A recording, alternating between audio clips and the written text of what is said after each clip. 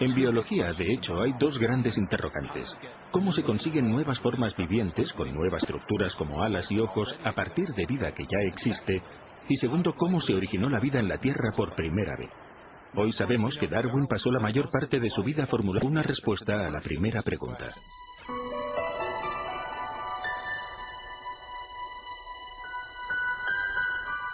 Charles Darwin comparaba la historia de la vida en la Tierra con un gran árbol con ramas.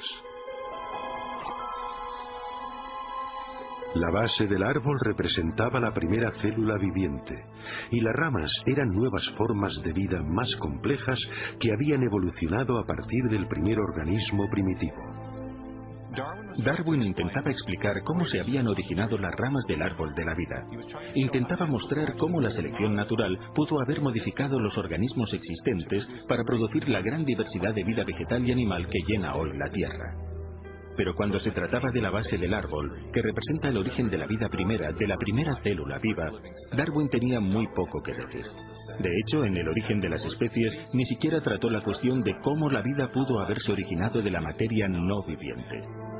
Las únicas pistas que tenemos de las opiniones de Darwin acerca de esta cuestión aparecen en una carta que envió a un colega llamado Joseph Hooker.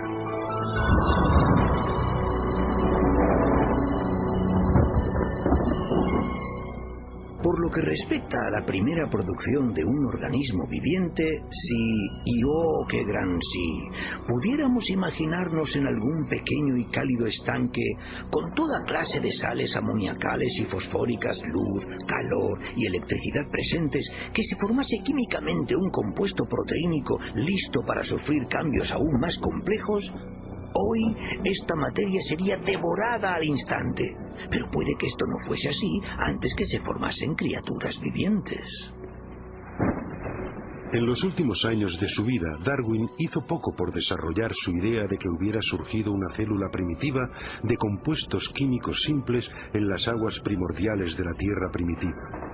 Pero más adelante, en los años 20 y 30, un científico ruso llamado Alexander Oparin formuló una detallada teoría acerca de cómo esto hubiera podido suceder, y la llamó evolución química. Oparin creía que podía explicar el origen de la primera vida con los principios darwinistas. Él imaginó unos compuestos químicos simples que se combinaban y recombinaban para formar moléculas de mayor tamaño. Y entonces éstas se organizaban a sí mismas con la ayuda de variaciones al azar y de la selección natural para constituir la primera célula primitiva. En las 3 décadas siguientes, muchos científicos trabajaron para desarrollar y afinar estas ideas, mientras ponderaban las cuestiones suscitadas tanto por Oparin como por Darwin. ¿Cómo pudo evolucionar la vida a partir de unos compuestos químicos simples? Un hombre creyó que lo sabía.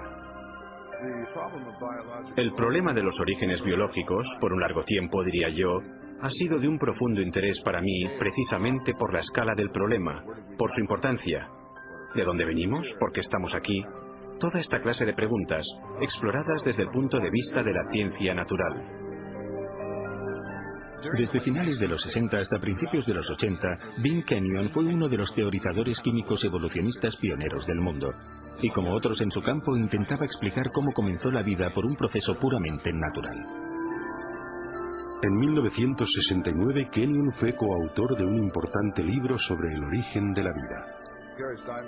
Gary Steinman y yo mismo creíamos que si lográbamos reunir en una exposición seguida todas las líneas de evidencia empírica acumuladas desde los 60, nos entusiasmaba la posibilidad de explicar el origen de los principales elementos componentes de la vida.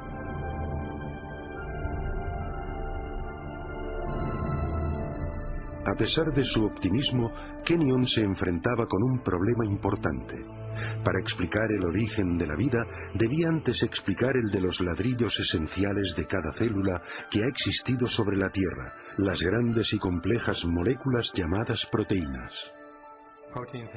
Las proteínas tienen una amplia gama de funciones en la célula, desde los requisitos estructurales, en términos del andamiaje de la célula, el citoesqueleto, a los enzimas, donde se están procesando moléculas para captar energía o para construir componentes de la célula. Las proteínas realizan muchos de los trabajos en el interior de la célula, excepto almacenar información genética. Esto se deja para el ADN y el ARN. Las proteínas realizan tareas como la limpieza de la célula y la producción de energía. Kenyon sabía que las proteínas debieron ser tan importantes para la primera vida como para las células vivas actuales. También reconoció la complejidad de su construcción. Hacia los 60, los científicos habían determinado que incluso las células simples están compuestas de miles de proteínas diferentes, y que su función se deriva de sus formas tridimensionales sumamente complejas.